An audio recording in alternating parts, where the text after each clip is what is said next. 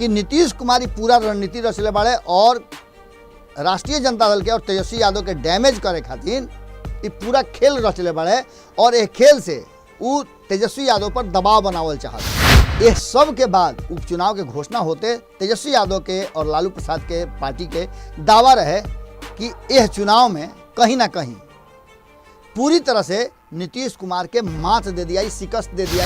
Hindustani Awam party कहले रहे कि लालू प्रसाद यदि चुनाव प्रचार में आ जाता रहे तो नीतीश कुमार को फायदा मिल जाए। अब तो नहीं खाना आवत, अब केकरा फायदा हुई वह समझिए सकता है। नीतीश कुमार के भी पता बा कि उनकर अब बिहार में एक बाद अगर वो भारतीय जनता पार्टी के साथ रहता रहे तो समाप्ति बा।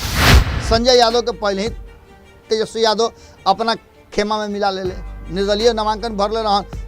तेज प्रताप उनको समर्थन कर रहा। अचानक से उनका के अपना भीरी बुला करके अपने पार्टी में संभाल ले। अब वो गुणगान करता जय जयकार करता। तेजस्वी यादव के से ज़्यादा लालू प्रसाद के कहल जा रहा बा कि मेल मिलाप के भइल। एक पहले रुआ पते बा कि लालू प्रसाद के ही स्ट्रेटजी रहे कि जयप्रकाश नारायण यादव के जौन पुत्री रही है जिनका के पिछला हाल चुनाव लड़ावल गया रहा दिव्य प्रकाश के, उनका के अब के चुनाव ना लड़ावल जाई, बहुत लंबा अंतर से हार रही।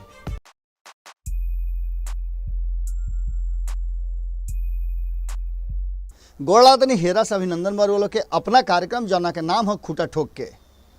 आज विषय गंभीर बा और विषय के साथ साथ जौन 4 गो लाइन बा रुआ सुन ले तो होकबे कर। भारत लाइव पर अगर नहीं सुन ले तो फिर से रुआ के सुना देतनी खूटा ठोक पर कि ओकर अंदाज सबसे अलहदा बा, ओकर अंदाज सबसे अलहदा बा, ओकर अंदाज सबसे अलहदा बा। पहल का लाइन हो कि ओकर अंदाज सबसे अलहदा बा, आग से खेले के ओकर हुनर कुछ जुदा बा। आग से खेले के ओकर हुनर कुछ जुदा बा। पलट देवेला बाजी अपना हुनर से, पलट देवेला बाजी अपना हुनर से।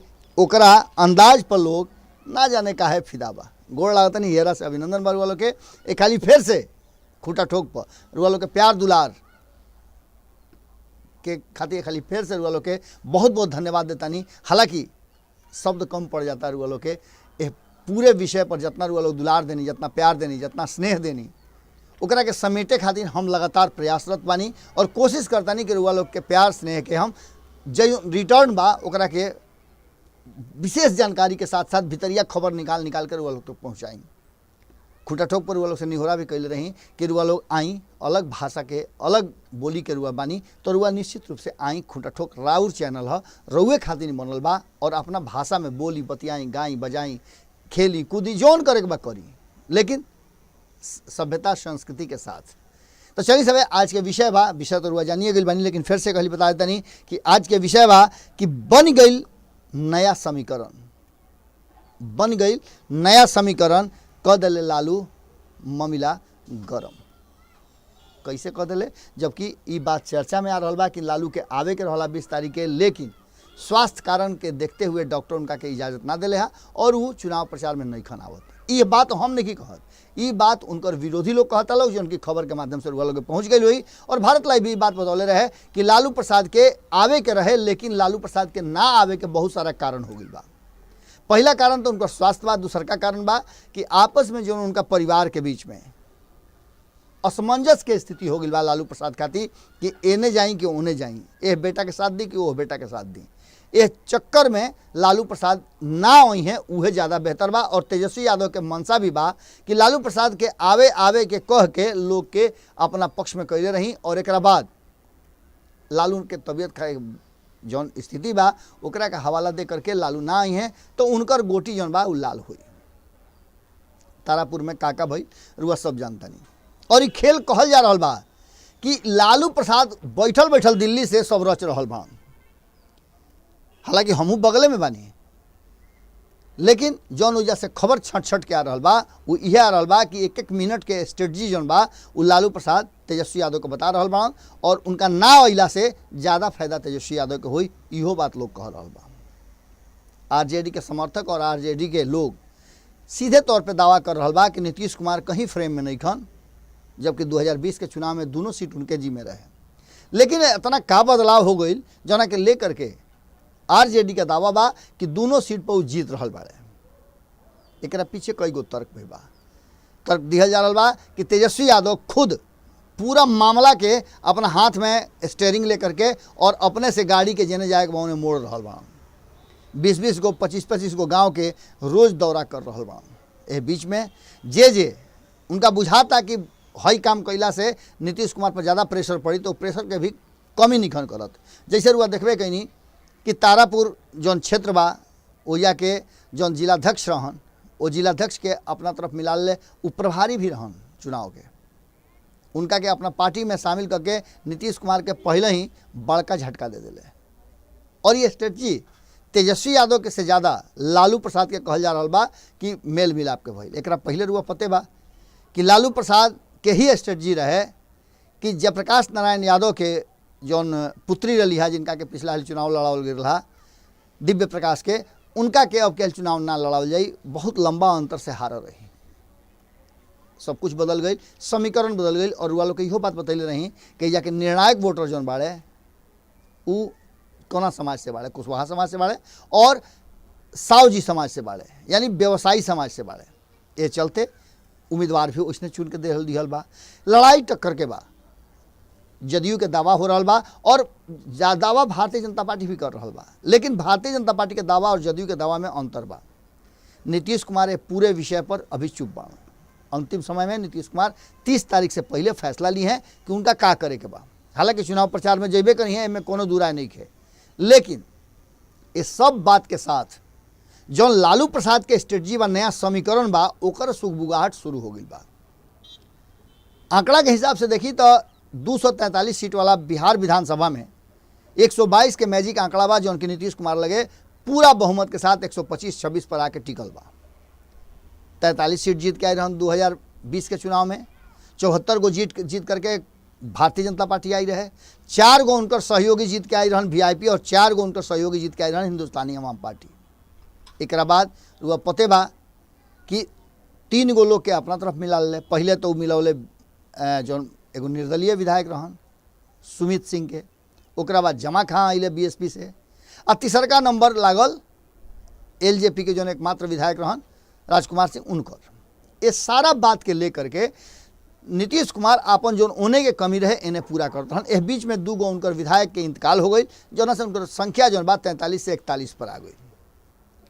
ये सब के बाद उपचुनाव के घोषणा होते तेजस्वी यादव के और लालू प्रसाद के पार्टी के दावा रहे कि यह चुनाव में कहीं ना कहीं पूरी तरह से नीतीश कुमार के मात दे दियाई, शिकस्त दे दियाई और एकरा खातिर पूरा तैयारी भी लोग कैले रहे लोग। लेकिन ये तैयारी में का हुई, नीतीश कुमार के ओकरा पर विशेष फोकस नीतीश कुमार के पार्टी और भारतीय जनता पार्टी ना, बल्कि राष्ट्रीय जनता दल और महागठबंधन एक बीच में महागठबंधन के जो स्थिति रहे रुआ पते बा कि कांग्रेस विद्रोह कर से एकरों में कहल जात रहे कि स्ट्रेटजी रहा लालू प्रसाद के, उन्हें ध्यान भटका के नीतीश कुमार के इन्हें कल चाहता रहा। दूसरा तरफ एगो ये भी बात चलत रहा कि नीतीश कुमार पूरा रणनीति रचले बाड़े और राष्ट्रीय जनता दल के और तेजस्वी यादव के डैमेज करे खातिर ये पूरा खेल रचले बाड़े और एक खेल से वो तेजस्वी यादव पर दबाव बनावल चाहता रहे। कांग्रेस जब उनकर विद्रोह कर दी तो निश्चित रूप से वोट बैंक में सेंधमारी हुई और नीतीश कुमार के गोटी लाल हो जाई। इस बीच में तेज प्रताप यादव के भी बात सामने आई, निर्दलीय विधायक रहन, उनका के पहले ही अथी में एगो निर्दलीय विधायक लड़त रहन संजय यादव के पहले ही तेजस्वी यादव अपना खेमा में मिला ले निर्दलीय नामांकन भरले रहन। तेज प्रताप उनका समर्थन कर रहन, अचानक से उनका के अपना भीरी बोला करके अपने पार्टी में संभाल ले। अब गुणगान करता जय जयकार करता। एकरा अलावे बिहार जस्टिस पार्टी के मोहम्मद जसीमुद्दीन आरजेडी के पक्ष में अपन नामांकन वापस लेकर के वो प्रचार प्रसार में लागल बड़ा। ये दू गो काम भई। तीसरका वालों को बतेबे कहीं है कि जौन जिलाध्यक्ष रहे हा और चुनाव प्रभारी रहे हा उनका के अपना पार्टी में मिला के योगेश्वर मंडल के कहीं ना कहीं तेजस्वी यादव एगो और झटका दिले नीतीश कुमार के। और ये पूरा स्ट्रेटजी दिल्ली में बैठ करके लालू प्रसाद बना रहा बड़ान। चर्चा रहे कि लालू प्रसाद आ रहा बड़ान। इस समीकरण में एगो सबसे बड़ समीकरण बा कि जितना भी खेल हो रहा बा ये 2 गो उपचुनाव के, ये मुख्य चुनाव से ज़्यादा हो रहा बा। और एकरा में एगो रुआ सुनले हो लालू प्रसाद के जो पुरान लोग बा सुनले हुई कि लालू प्रसाद हर चुनाव में कहत रहन कि घोघो रानी कतना पानी, घोघो रानी कतना पानी। माने पानी नापे के लालू प्रसाद के आपन एगो तरीका रहा, उ पानी के नाप रहल बाड़े और पूरा स्ट्रेटजी वो ये बैठ के बना रहल बाड़े। रोके खातिर रोक लोग ना, लालू प्रसाद के कहल जात रहे कि अइला से फायदा होई। ई बात के कहले रहे रुआ पता बा। हिंदुस्तानी अवाम पार्टी कहले रहे कि लालू प्रसाद यदि चुनाव प्रचार में आ जाता रहे तो नीतीश कुमार के फायदा मिल जाई। अब तो नहीं खन आवत, अब केकरा फायदा हुई। इस शब्द के कहला के साथ साथ कहीं ना कहीं हिंदुस्तानी अवाम पार्टी जौन बा उ इशारा कर दिल रहे कि अगर मौका मिली तो हम साथ देवे के तैयार बानी। रुआ के पूरा आंकड़ा बता देनी कि देखी जौन अभी वर्तमान स्थिति में बा 41 गो सीट जदयू के, 74 गो सीट भारतीय जनता पार्टी के, एकरा अलावे 64 गो दोनों जना के बा, मुकेश सहनी और जीतन राम मांझी के, एगो सुमित सिंह निर्दलीय, एगो बसपा वाला और एगो लोजपा वाला। इस सब मिला करके 126 गो सीट हो रहा बा, यानी कि बहुमत से 4 गो बेसी, यानी कि 5 गो में से सड़क जी हैं तो का हो बेहतर नो। राजकुमार सिंह एलजेपी वाले इंतजार करता कि नीतीश कुमार कब उनका के मंत्रिमंडल में शामिल करिए, समर्थन तो दे दिले बाड़े, लेकिन अगर जरूरत महसूस हो गई तो मंत्रिमंडल खातिर नहीं आ सकेले कि ना आ सकेले। जे अपना पार्टी के छोड़ के दूसरा तरफ जा सकेला, समर्थन कर सकेला, वो एनहू आ सकेला मंत्रिमंडल खातिर। तो एगो सीट इन्हें बढ़ा दी तो दूसरा तरफ के आंकड़ा जब देखब तो 110 के आंकड़ा होता, 75, 19 और 16।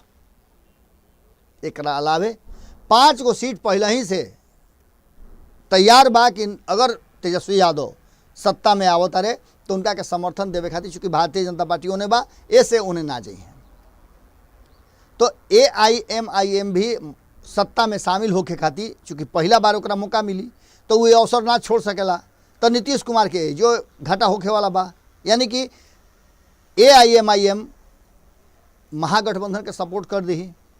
कांग्रेस कहीं ना जाई। चुनाव के बाद जो परिणाम हुई, परिणाम के लेकर के कांग्रेस के लगे अभी विकल्प नहीं है कि वो अलग से कहीं खड़ा हो सकेला। लेकिन ये विकल्प में अच्छा नीतीश कुमार के लगे भी विकल्प नहीं है कि वो भारतीय जनता पार्टी के छोड़ करके तेजस्वी यादव के पार्टी RJD के छोड़ करके कहीं सरकार बना ले। तो ये चलते कांग्रेस के भी विकल्प नहीं है।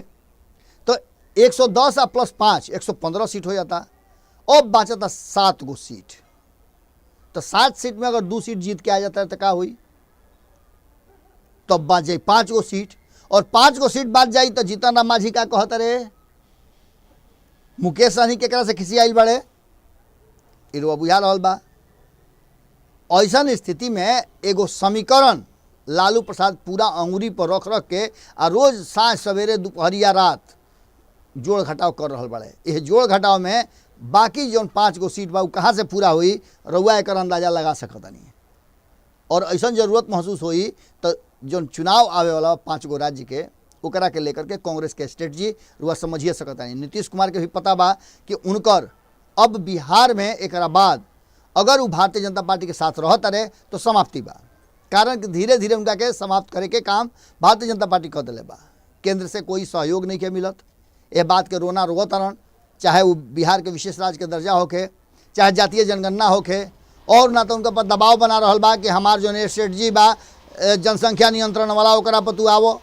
अब ये सब बात के लेकर के लालू प्रसाद के जो समीकरण गढ़ा रहा बा, अगर जीतन राम मांझी के एगो मंत्रिमंडल मिलल बा, अगर 2 गो मिल जाए तब उनका के विधानसभा के स्पीकर बना दिया जाए तब जाइए कि ना जाइए। पूरा तैयारी बा, और तैयारी में अगर मुकेश सहनी के एगो और मंत्रालय दे दिया तब, या 2 गो दे दिया तब का हुई। ये सारा चीज़ के समीकरण गढ़ करके कहीं ना कहीं लालू प्रसाद यादव आपन गोटी लाल कर ले बड़े, और भीतरे भीतर इंतजार हो रहा बा कि अगर दोनों सीट राष्ट्रीय जनता दल जीत जाता तो बिहार में बदलाव हुई। जना के दावा मनोज झा भी कैले रहे हा कि काउंटडाउन शुरू हो गई बा। रुआ लोग पहले ही बतौले रही कि कैसे भारत लाइव भी बात बतौले रहे जब 2020 के चुनाव परिणाम आई रहे कि इस सरकार के बनला के साथे साथे एक एक्सपायरी डेट भी आ गई बा। संपादक नमन मिश्रा जी भारत लाइव पर बात कहले रहन, रुआ याद बा कि हमहू अगर मौजूद रही, और ये बात बड़ा ही गंभीरता के साथ कहले रहन कि सरकार के बनते एक एक्सपायरी डेट भी आ गई बा। अब ये दवाई एक्सपायर जब हो रहा बा नीतीश नाम के दवाई, तो एक एक्सपायरी डेट में या तो एक के डंप कर दियाई या फिर एकरा के रिवाइव कर जाई। तो रिवाइव तभी हो सकेला जब वो भारतीय जनता पार्टी के छोड़ करके लालू प्रसाद के साथ आवस और तेजस्वी यादव के शर्त पर कायम हो जास। समीकरण जोड़े के तैयारी शुरू हो गई बा और बिहार में चुनाव परिणाम के बाद समीकरण बदली, एकरा पर पूरा हर कोई चर्चा कर रहा बा और विशेष बात हो रहा बा। आज के खूटा टोक में रुअल से एजे विराम लेता नहीं, कल फिर भेंट हुई, अब लगातार रुअल से भेंट हुई, ऐसे कि अब बहुत कम इन्हें उन्हें जाए के बाद अभी जैसे सीधे पटना की यात्रा हुई और पटना जल्दी रुअल के बीच में हम पहुँच रहा बानी। तो एक खातिर रुआ लोग के जो साथ देतानी, समर्थन देतानी, आशीर्वाद देतानी और अपना खूटा ठोक के जितना रुआ लोग प्यार दुलार इतना कम समय में देनी, मात्र 28 दिन में हमनी के 2500 के आसपास परिवार के सदस्य हो गए नहीं जा। अगर व्यू के मामला में आई तो व्यू भी हमनी के ज़बरदस्त, मतलब व्यू के मामला में हमनी के 125 के तक पहुँचल बनी जा। रुआ लोग के प्यारे दुलार हो ए परिवार के रुआ लोग कैसे लेके चलता नहीं, एक संगे संगे और ज़्यादा ये परिवार गंभीरता से के साथ मजबूत हो जाई जब यह परिवार में मैथिली, मगही, भोजपुरी के साथ साथ अंगिका, एकरा अलावे बज्जिका, जे भाषा बा बिहार में, उस सारा भाषा अगर जुड़ जाता तो ये समझी कि हमरा खातिर वो दिन सबसे ज़्यादा सुखद दिन हुई और वो दिन हमरा बुझाई कि हमारा ये सफल हो गई खूटा ठोक के जो नया चैनल बा बनावल। तो फिर कल भेंट हुई, गोड़ लागत।